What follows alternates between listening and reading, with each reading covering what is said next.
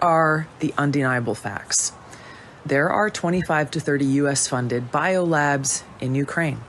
According to the U.S. government, these biolabs are conducting research on dangerous pathogens. Ukraine is in an active war zone with widespread bombing, artillery, and shelling, and these facilities, even in the best of circumstances, could easily be compromised and release these deadly pathogens. Now, like COVID, these pathogens know no borders. If they are inadvertently or purposely breached or compromised, they will quickly spread all throughout Europe, the United States, and the rest of the world, causing untold suffering and death.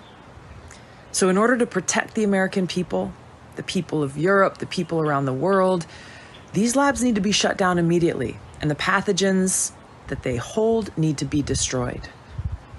Instead of trying to cover this up, the Biden-Harris administration needs to work with Russia, Ukraine, NATO, the UN to immediately implement a ceasefire for all military action in the vicinity of these labs until they're secured and these pathogens are destroyed.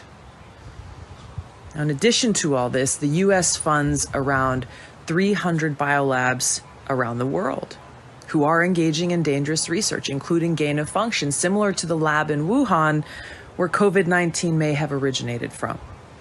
Now, after realizing how dangerous and vulnerable these labs are, they should have all been shut down 2 years ago, but they haven't. Now, this is not a partisan political issue. The administration and Congress need to act now for the health and well-being of every American and every person on this. I am Dr. Rachel Levine. I am honored to be sworn in as the 17th Assistant Secretary for Health. The Office of the Assistant Secretary for Health has an outstanding legacy in making a difference on a national and global scale and promoting policies that advance the health. My message is that things have to change, and they have to change right now. It is time to show the whole world that America is back, bigger and better and stronger than ever before. The more people tell you it's not possible, that it can't be done, the more you should be absolutely determined to prove them wrong. Treat the word impossible as nothing more than motivation. Never stop fighting. Сегодня мы поближе познакомимся с Организацией Объединенных Наций. Как было заявлено, и многие об этом знают, что в ходе великой перезагрузки эта организация должна стать единым мировым правительством. Что такое ООН и кто мой сегодняшний гость? Мой собеседник Калин Георгеску, бывший высокопоставленный член Организации Объединенных Наций. Он знает из личного опыта, о чем говорит. Калин, чем ты занимался в ООН? Я проработал в этом учреждении почти 18 лет. Я начинал работать в Румынии в рамках национальной программы развития, которая дала мне шанс лучше понять всю систему. Я был директором важного проекта по координации румынской национальной стратегии устойчивого развития и местной повестки дня на 21 век. Этот проект охватывал почти 40 округов Румынии. Шаг за шагом я начал посещать различные мероприятия в Нью-Йорке, Женеве, в разных странах. Я также состоял в Совете Европы программы ООН по борьбе с принудительным трудом. И самое главное, я был специальным докладчиком по отходам и опасным продуктам почти 2,5 года. Вместе с этим у меня была возможность проводить множество встреч и бесед, чтобы понять, как работает эта система. А что важно для полного понимания, я мог общаться с ключевыми людьми в этой области.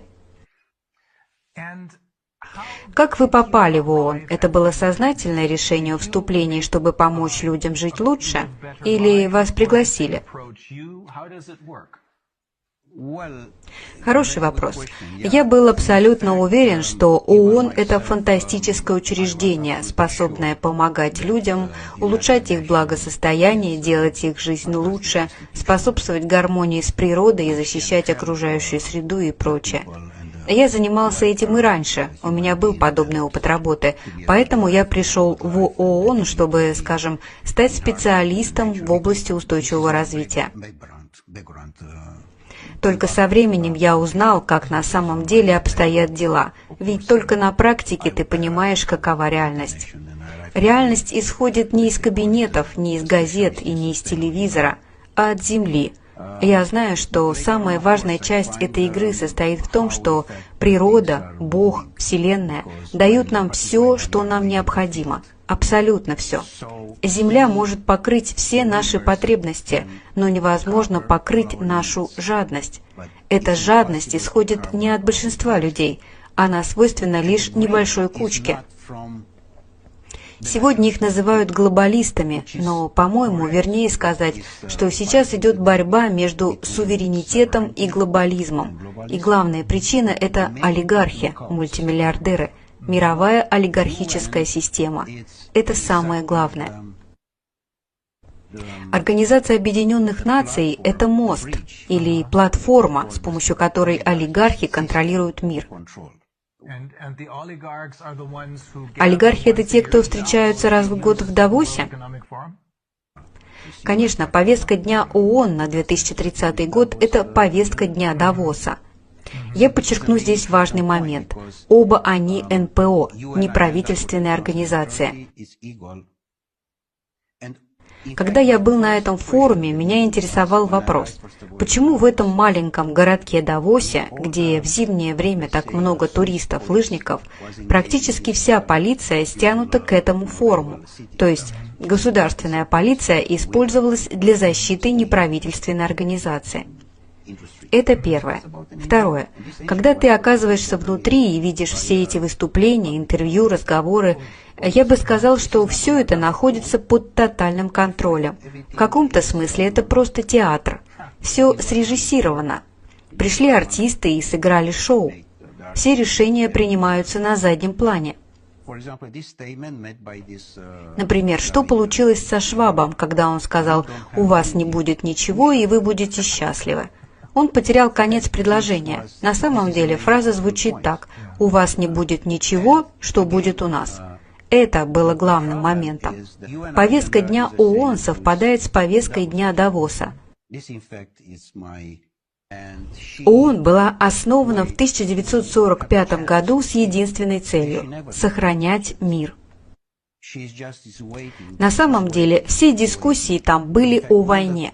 Нет, они не говорили напрямую о войне. Они виртуозные манипуляторы. Я был на множестве встреч, официальных и неофициальных. Обсуждение велось на совершенно разнообразные темы, но в конце концов все сводилось к одному – как мы можем увеличить потребление. И, конечно, один из самых важных моментов – это праздничный ужин, приступить к еде. Так что увеличивать только потребление – это очень опасно, ведь это такая же ситуация, как и с римским клубом НПО. Вы также были членом римского клуба? Я был президентом Европейского римского клуба почти 2,5 года в Вене, Австрия. Там была та же проблема? Совершенно верно. Это эксплуатация ресурсов планеты? Да, но в каком смысле? В смысле алчности. Большинство стран мира не имеют контроля над своими природными ресурсами. Например, Гана или Гвинея, Конакри. Я был во многих местах планеты, и Гвинея, Конакри – это поистине одна из самых богатых стран мира. К тому же она очень маленькая. Если Гвинея использует все свое природное богатство для себя, это прекрасно. Но если за этим приезжают люди извне, то это уже проблема. Эта система полностью контролируется Давосом с той же повесткой дня, что и у ООН, как я уже говорил. Они контролируют как природные ресурсы, так и людей у власти. Здесь нельзя говорить о политических лидерах, потому что их не существует. Эти политические лидеры являются сотрудниками мирового олигархата, который управляет Европой, контролируя всех канцлеров, президентов, премьер-министров и так далее. Политические лидеры не представители своего народа. Они работают на другую сторону, на олигархов. Именно так. Они являются служащими олигархов. Вы хотите сказать, что ООН теперь неотличима от Всемирного экономического форума, ВЭФ, потому что контролируется теми же идеями и теми же олигархами? Полностью, на 100%.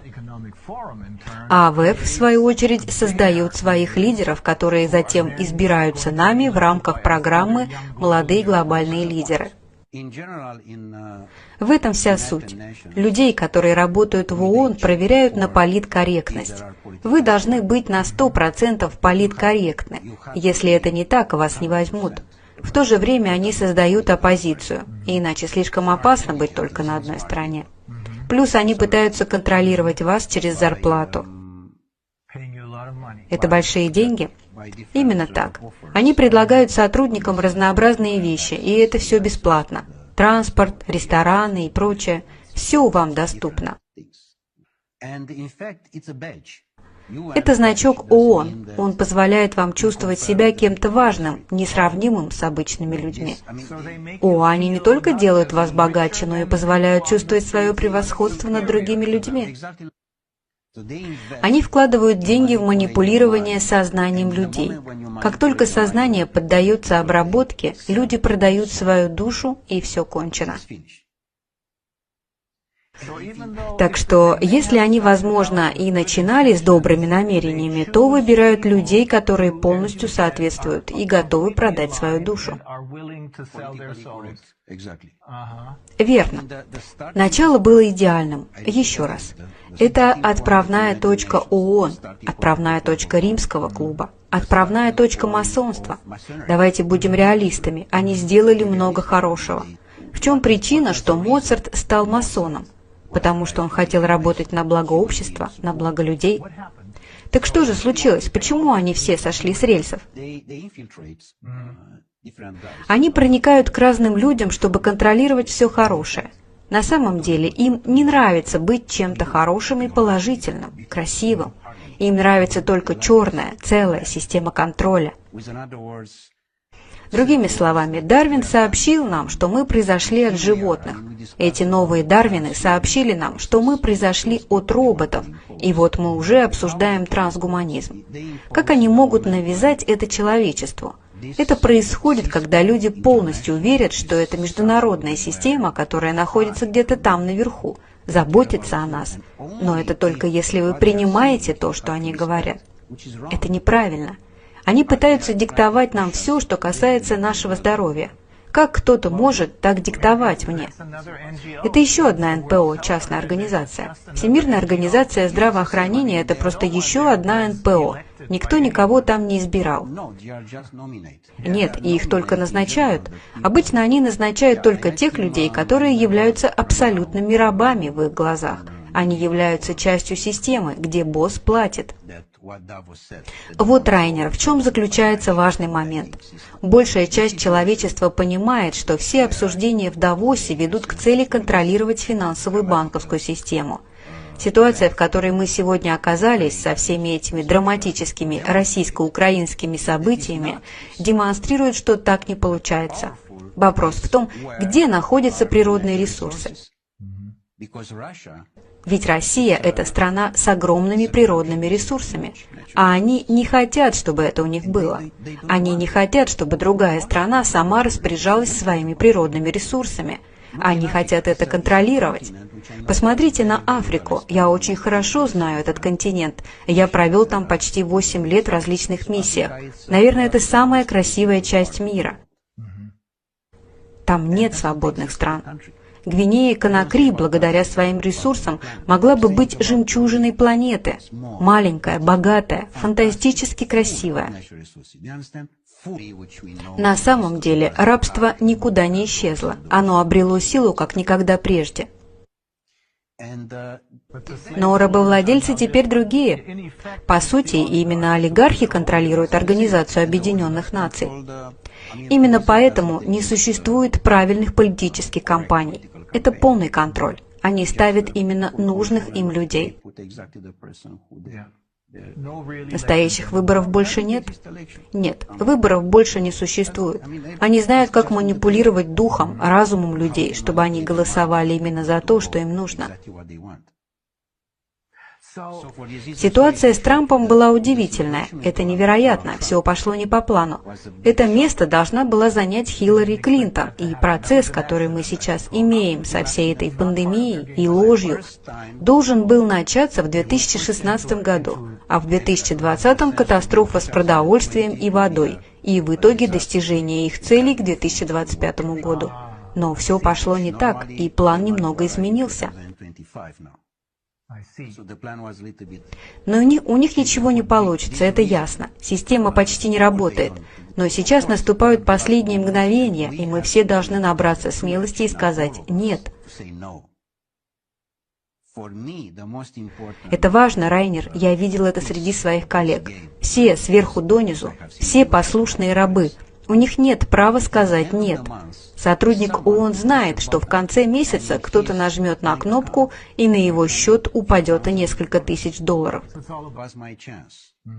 Для меня это был шанс совершить прорыв, прийти в себя и сказать твердо и бесповоротно «нет». Вас заставил уйти какой-то конкретный инцидент, или это был медленный процесс понимания? Это происходило шаг за шагом, но самым важным событием была моя последняя миссия на Маршалловы острова, где я увидел, наверное, одно из самых красивых мест мира. Я видел, какую катастрофу там устроили США в 1946 году со своими ядерными испытаниями. Они полностью уничтожили большую часть архипелага Маршалловых островов. Они там полностью уничтожили всю популяцию тунца. Да, но самое главное, что пострадали люди на этой райской земле. Они ведь не знали, что такое война, они не знали, что такое врачи, потому что они в них не нуждались. Они жили до 180-200 лет, а сейчас средний возраст там 35-40 лет. Они доживали до 180, 180-200 лет, а сейчас это у них 40-45, не больше. Разумеется, все из-за радиации. Когда я прибыл оттуда с отчетом в Женеву, они сделали все возможное, чтобы помешать мне представить этот доклад. В том числе моя пресс-конференция была отменена. Так что я ушел не потому, что кто-то мне на это указал. Это, скажем, была точка сознания, отключения от матрицы. ООН могла бы быть превосходной организацией и играть фантастическую роль, но только если бы не контролировалась олигархами. Знаете, сколько обходится содержание одного только здания ООН в Женеве со всеми сотрудниками? $2,5 миллиарда США в год. Не миллиона, миллиарда. Можно восстановить Гвинею, Конакри за один день. Мой главный тезис на сегодня – это продолжение процесса. Он начался не вчера и не остановится сегодня. Они все время находят людей и заменяют неугодных, которые продолжают выполнять нужную им работу. Особенно со всеми текущими проблемами. Можете представить, что там происходит? Сотруднику ООН даются разные привилегии, путешествия и прочее. Да, со значком ООН ты можешь путешествовать на любом транспорте по всему миру, летать бизнес-классом и прочее. Ты за это не платишь? ООН оплачивает абсолютно все. Я ничего не плачу. Получается, за это платят налогоплательщики всего мира, даже не подозревая об этом. Да, на самом деле деньги поступают от стран-членов ООН.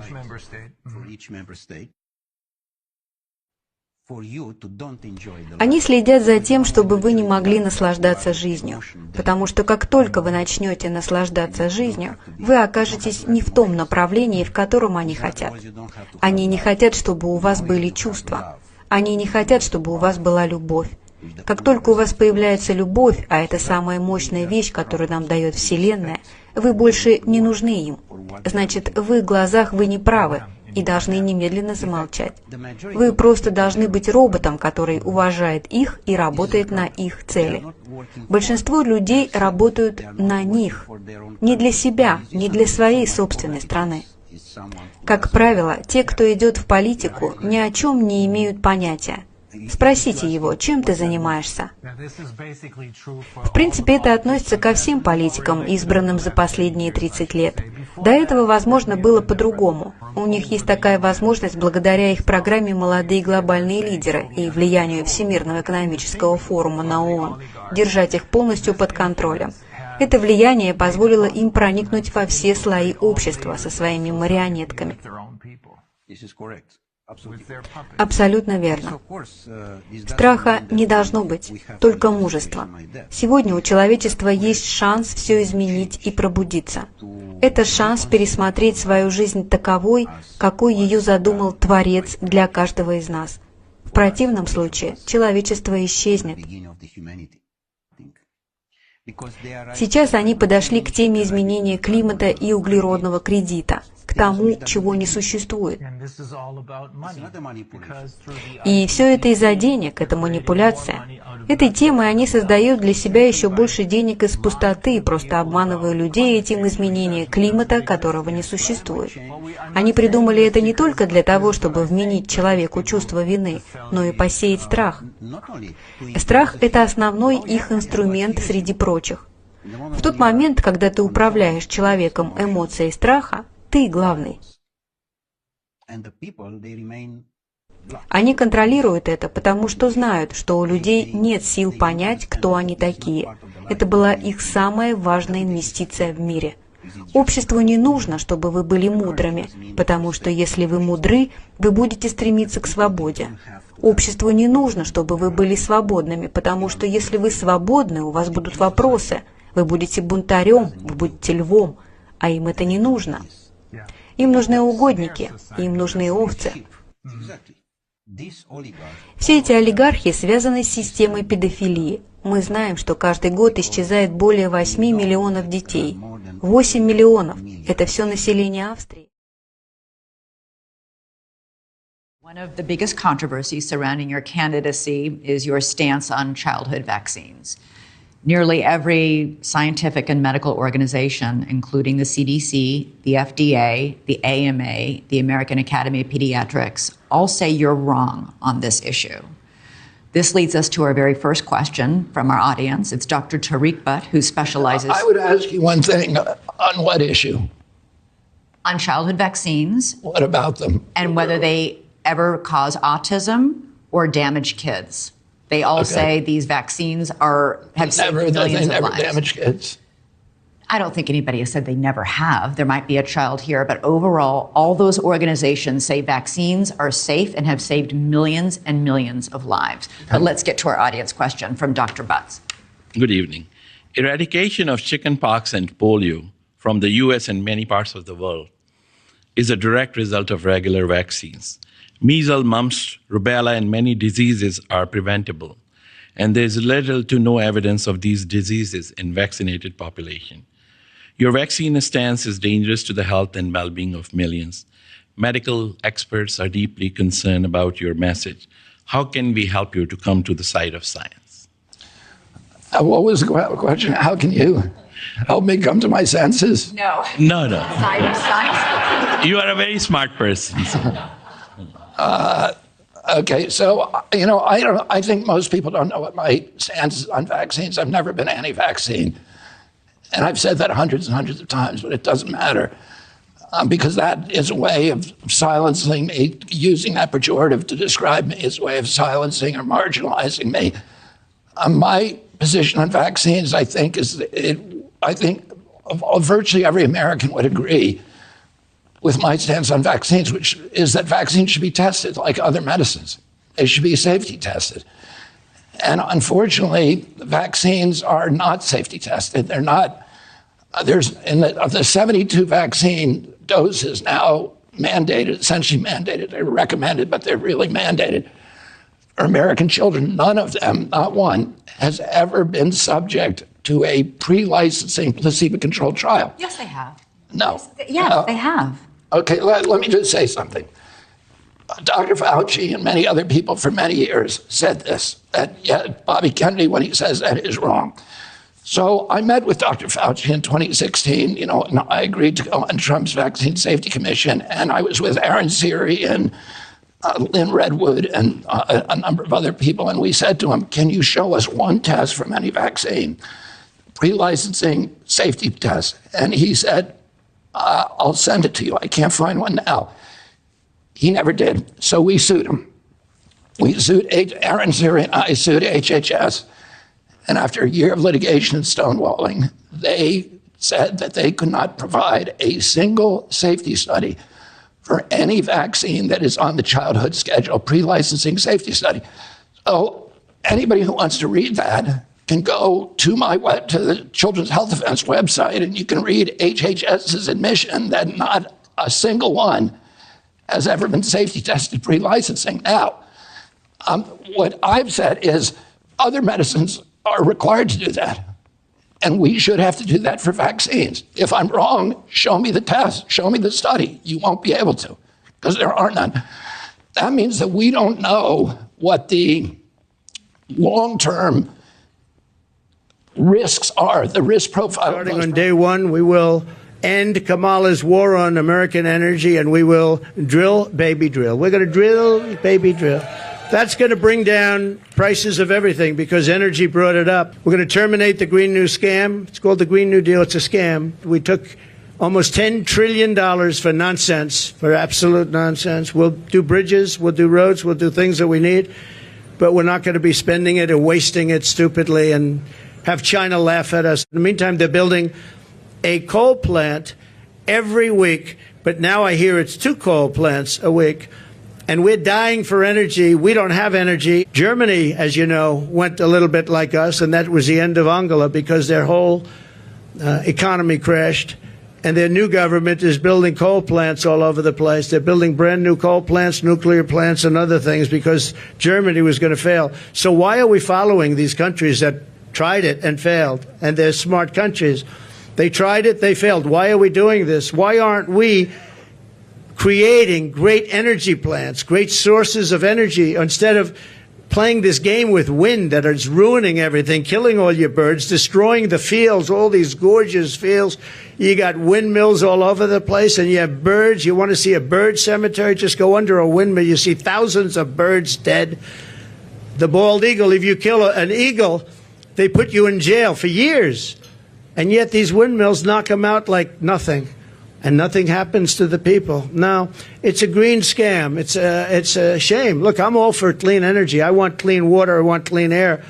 But you can't destroy your country over it. I'm a big fan of solar, but it can't fire our plants. It's not going to fire our plants. Fire up those plants. We got to get them going. And the only thing that can do that is fossil fuel right now. And the only thing that can make electricity, which we all want, is right now fossil fuel and nuclear.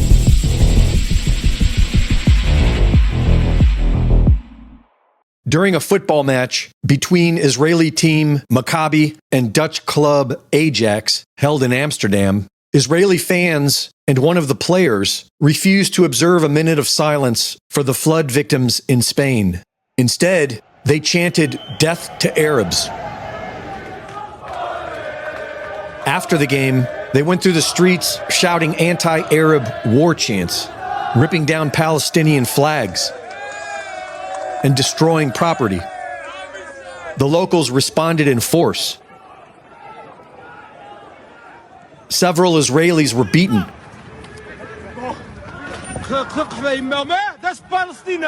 Injured. And some are reportedly missing. The mainstream media is predictably spinning it as an anti-Semitic hate crime against the Israelis. But the majority of the world now sees through that. As endless images of dead children flood social media, Israel and the United States are being solidified in the minds of the masses as war criminals. The U.S.-funded war for a greater Israel has now entered into Lebanon. Netanyahu warned the Lebanese people to leave their homes because Hezbollah may have hidden weapons in them.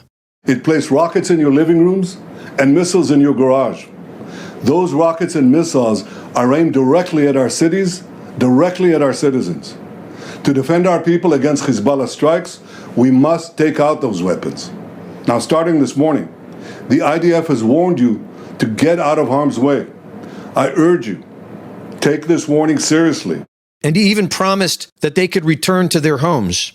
Once our operation is finished, you can come back safely to your homes. Israeli forces then proceeded to use American weaponry to level and destroy entire residential neighborhoods. Neighborhoods which have existed for centuries. After their massive bombing campaign, Israeli troops were sent into Lebanon, and they failed. Israel has a long history of failure when it comes to trying to invade their neighbor, Lebanon. And without USA bombs, Israel will run out of soldiers. One of the main reasons Israel was created was to one day act as an economic corridor for the West. That mission appears to be failing, as Israel and the United States are burning children and calling it self-defense. The East is beginning to get a stronger foothold in the area politically. The U.S. government is run by people who have been bought and paid for by Israel. Many believe that Trump will negotiate peace. What we want is peace all over. Absolutely. And many believe that he will help ignite a war. Unlike liberal Kamala, I will support Israel's right to win its war on terror. You have to support that. Got to win, got to finish it off. And instead of pandering to the jihad sympathizers and America-hating radicals, we will deport them. We will deport them very quickly. We have no choice. This is on the occasion of Donald Trump's presidency. God bless America. God bless Israel. Woo!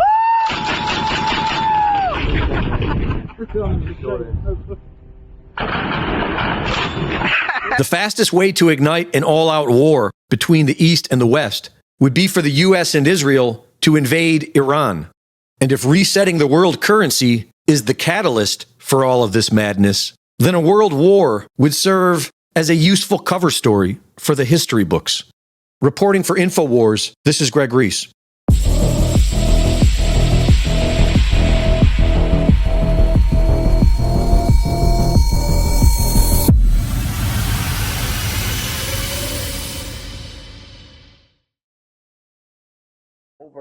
Over the city, looking down on Washington, D.C., you'll see there are two main boulevards culminating in a pyramid. And just at the very top of the pyramid is a street cutting it off. And then within the triangle at the top, where the eye on the dollar bill is the Capitol. And the Capitol building sits there. It's a pyramid. Then it has the Cleopatra's Needle, which is a Washington monument. And the river, the long riverway, and the long waterway is called the River Styx, which is where Pharaoh went into heaven on the River Styx. It is all laid out in Masonic symbolism, and the five-pointed star, which is a pentagram, has always been used. Satan worship, satanic worship, the five-pointed pentagram, and if you take the arms off of a pentagram, you have a pentagon. And the United States Pentagon is sitting exactly due north, aiming due north at the North Star Thuban, which is drawing power, according to the ancient Egyptians, for the god of war. Just take a road map of Washington, D.C. Just take a look at it from the air, and you'll see what appears to be the goat of Mendez. And the goat of Mendez, which is a symbol in Freemasonry. Right. It's a symbol. It's a demonic symbol within the Freemasonic. You see the goat and the horns and the whole thing. The whole city is laid out like that. It's all over. So what we're basically saying here is that there is nothing happening by chance.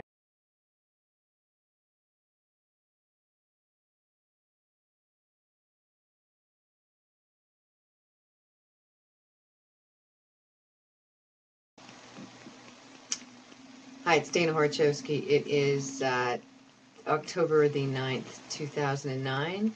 And I'm going to read you The Secret Covenant. I only have 10 minutes. It's on the Polly Hicks section of CanadaStreetNews.com. And this is dedicated to the Jesuits, the High Freemasons, and the High Knights of Columbus, and those that have pledged a blood oath allegiance to the Luciferians, secret societies. The Secret Covenant. An illusion it will be, so large, so vast, it will escape their perception. Those who will see it will be thought of as insane. We will create separate fronts to prevent them from seeing the connection between us. We will behave as if we are not connected to keep the illusion alive. Our goal will be to accomplish one drop at a time so as to never bring suspicion upon ourselves. This will also prevent them from seeing the changes as they occur. We will always stand above the relative field of their experience, for we know the secrets of the Absolute. We will work together always and will remain bound by blood and secrecy. Death will come to he who speaks. We will keep their lifespan short and their minds weak until pretending to do the opposite. We will use our knowledge of science and technology in subtle ways so they will never see what is happening. We will use soft metals, aging accelerators, and sedatives in food and water, also in the air. They will be blanketed by poisons everywhere they turn. The soft metals will cause them to lose their minds. We will promise to find a cure from many of our fronts, yet we will feed them more poison. The poisons will be absorbed through their skin and mouths, and they will destroy their minds and reproductive systems. From all this, their children will be born dead, and we will conceal this information. The poisons will be hidden in everything that surrounds them, and what they drink, eat, breathe, and wear. We must be ingenious in dispensing the poisons, for they can see far. We will teach them that the poisons are good, with fun images and musical tones. Those they look up to will help. We will enlist them to push our poisons. They will see our products being used in films and will grow accustomed to them and will never know their true effect. When they give birth, we will inject the poisons into the blood of their children and convince them it's for their help. We will start early on, when their minds are young, and we will target their children and what the children love most, sweet things. When their teeth decay, we will fill them with metals, and that will kill their mind and steal their future. When their ability to learn has been affected, we will create medicine that will make them even sicker and cause other diseases for which we will create even yet more medicine. We will render them docile and weak before us by our power. They will grow depressed, slow, and obese, and when they come to us for help, we will give them more poison. We will focus their attention towards money and material goods so that they may never connect with their inner self. We will distract them with fornication, external pleasures, and games so they may never be one with the oneness of it all. Their minds will belong to us, and they will do as we say. If they refuse, we shall find ways to implement mind-altering technology into their lives. We will use fear as our weapon. We will establish their governments and establish opposites within. We will own both sides. We will always hide our objective, but carry out our plan. We will perform the labor. They will perform the labor for us, and we shall prosper from their toil. Our families will never mix with theirs. Our blood must be pure always, for it is the way. We will make them kill each other when it suits us. We will keep them separated from the oneness by dogma and religion. We will control all aspects of their lives and then tell them what to think and how. We will guide them kindly and gently, letting them think that they are guiding themselves. We will foment anonymously between them through our factions. When a light shall shine among them, we shall extinguish it by ridicule or death, whatever suits us best. We will make them rip each other's hearts apart and kill their own children. We will accomplish this by using hate as our ally, anger as our friend. The hate will bind them totally, and never shall they see that from their conflicts we will emerge as their rulers. They will be busy killing each other. They will bathe in their own blood and kill their neighbors for as long as we see fit. We will benefit greatly from this, for they will not see us, for they cannot see us.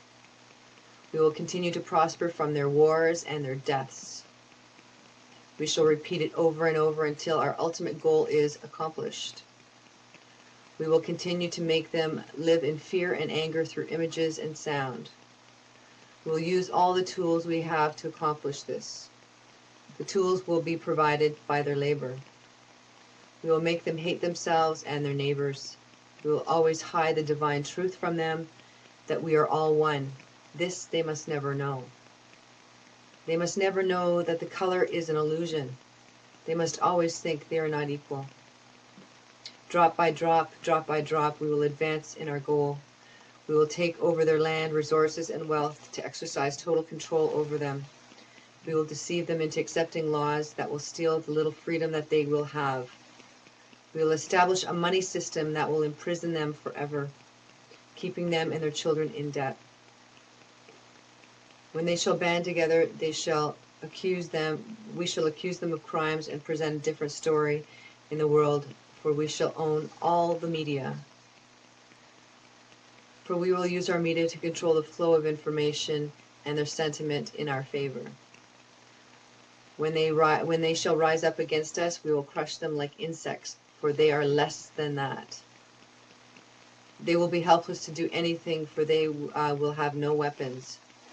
We will recruit some of their own to carry out our plans, and we will promise them eternal life, but eternal life they will never have, for they are not one of us. The recruits will be called initiates, and it will be indoctrinated to believe false rites of passage to higher realms. The members of these groups will think they are one with us, never knowing the truth. They must never learn the truth, for they will turn against us. For their work, they will never be rewarded with earthly things and great titles, but never will they become immortal and join us. Never will they receive the light and travel the stars. They will never reach the higher realms, for the killing of their own kind will prevent the passage of the realm of enlightenment. This they will never know. The truth will be hidden in their face, so close that they will not be able to focus on until it's too late. Oh yes, so grand the illusion of freedom will be, that they will never know how they are our slaves. When all is in place, the reality we shall have created for them will own them. The reality will be their prison. They will live in self-delusion. When our goal is accomplished, a new era of dominion will begin. Their minds will be bound by their beliefs, the beliefs we have established from the time immemorial.